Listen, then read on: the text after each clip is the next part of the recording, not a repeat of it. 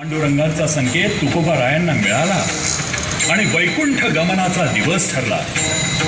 आता तुकाराम महाराज यांना वेध लागले वैकुंठ भुवनाचे।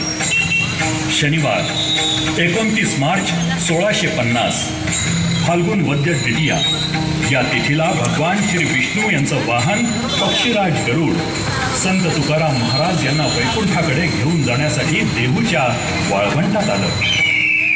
देहू गाव दुःख सागरात बुडालं। लहान थोर यांना अश्रू अनावर झाले। तुकोबारायांनी आपली पत्नी आवली हिला पण बरोबर चढण्याचा आग्रह केला, पण तिनं नकार दिला।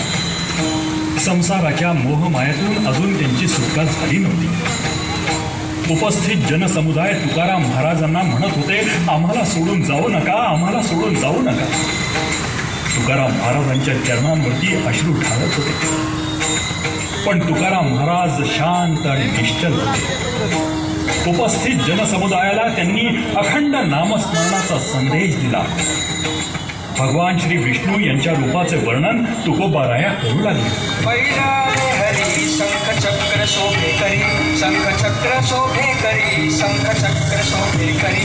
गरुड येतो फडकारे, नाभी नाभी म्हणे त्वरे, नाभी नाभी म्हणे त्वरे, नाभी नाभी म्हणे त्वरे। मेघ श्याम वर्ण हरी, मूर्ती डोळस साजिरी, मूर्ती डोळस साजिरी, मूर्ती डोळस साजिरी। चतुर्भुज